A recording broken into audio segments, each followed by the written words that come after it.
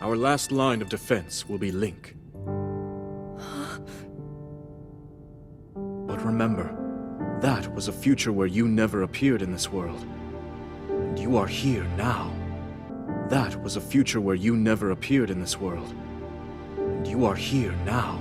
A future where you never appeared in this world. And you are here now.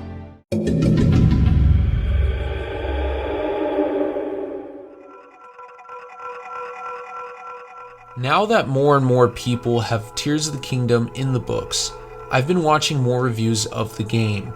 One review of the game mentions how the story in the game was good, but that person wished Link was more part of the story, and I agree. So I began to think, what if Link went back in time with Zelda? How would this change the outcome of the game and even affect the timeline? Using the order of the memories, let's start there. Memories 1 and 2 take place in the present, though when Link is somehow sent back in time with Zelda, the mummified Ganondorf remains in the present. This would be a gigantic problem for the people of modern Hyrule that Link and Zelda left behind, and would cause a lot of timeline problems as well, which I'll get into later, but let's look at the memories in the past first. So first, Link would meet Rauru and Sonia, and since he doesn't really say anything, everything would play out normally. Link would also be regarded as a distant family member, and so on. But of course, a big issue becomes bigger.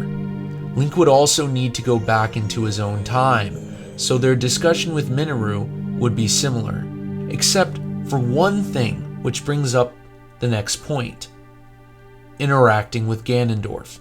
This would be the biggest change to the story and game overall if Link were to somehow go back in the past with Zelda. One thing that would not change about Ganondorf though, his cunningness. Throughout the series, Ganondorf is able to recognize those in power and really plan his moves carefully around them. He is a really smart man, and even if there were 4 Links, he could still cause some damage and drama before they take him out. Ganondorf has been able to outsmart the royal family multiple times, convince people to fear and follow him like an evil real-world dictator. Ganondorf is intelligent, cunning, calculated, super strong, athletic, and more. That is why he is one of the best villains in video games. Speaking of convincing people though, Ganondorf was able to convince the Gerudo to follow him in Tears of the Kingdom's past, like in other games. This would be a big change with Link in the past. Going into the Gerudo region would be a huge problem, as there would probably be a civil war of some kind. This was a huge opportunity missed, another huge opportunity missed in Tears of the Kingdom. Even with the final game we got taking place in the present, it sucked how we didn't see any Gerudo soldiers allied with Ganondorf that we had to fight. Like nothing with Ganondorf and Riju, no like conflict between them specifically. Now if Link were in the past though, we definitely would have experienced a fight against evil Gerudo soldiers. Link probably would have helped take out the Molduga in the Dragon Tier 4 memory, which actually creates another problem. Zelda being more comfortable and taking a back seat. Zelda's character growth and decision making in this game made her even more tough than what we saw of her in Breath of the Wild. With Link there, she might have not had the character development she needed to have. As in, would Zelda really make the sacrifice that she did? Link would have been able to take care of a lot of things, making Zelda more conservative and playing it safe, instead of becoming this character to lay her life down on the line to aid in the imprisoning war, and then sacrifice herself to become a dragon for Hyrule's greater good. Like I said, Ganondorf is very cunning.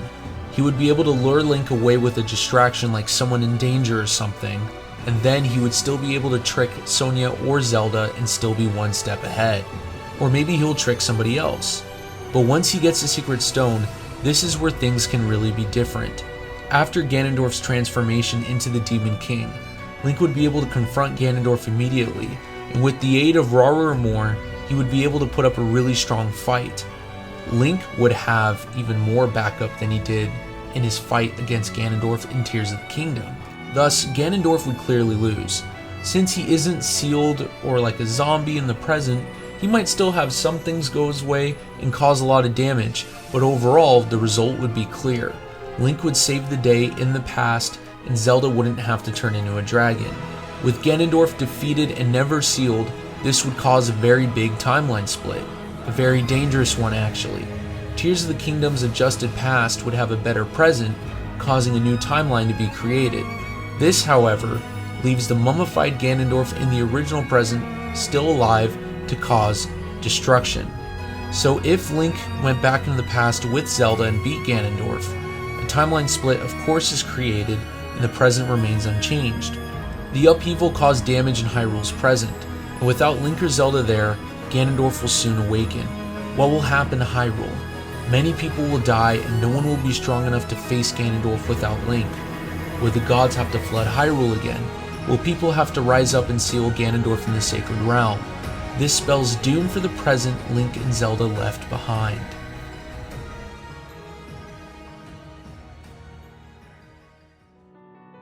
We have seen in Skyward Sword, Twilight Princess, and other games that Link and Zelda could still return to their own timeline, regardless of changes made in the past.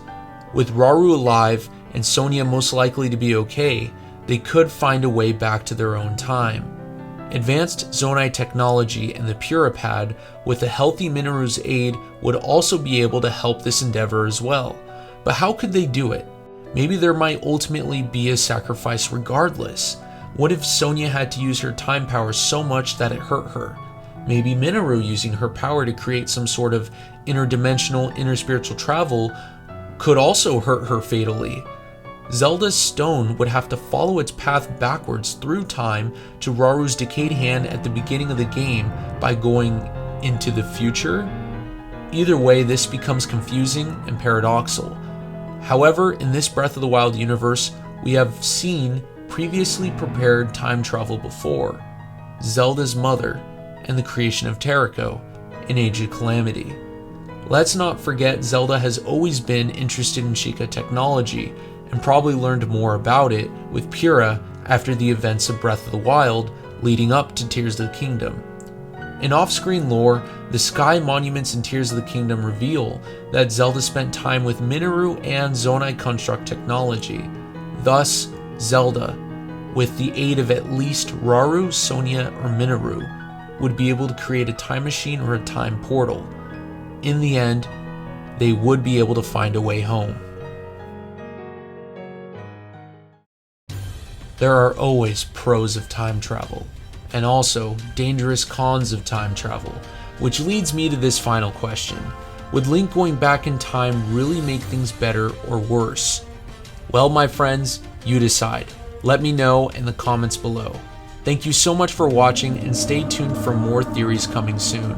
I have nothing else to say, so take care. Wait, actually hold on a second. Could this idea actually become a game? Like not just like this fanfic video, but could this actually be a reality? I made a theory in the past that was completely wrong on Tears of the Kingdom about the champion successors, now we know them as the sages. But hold on, could there be a way to follow this up? And could this idea of going back in time work with it? Hyrule Warriors.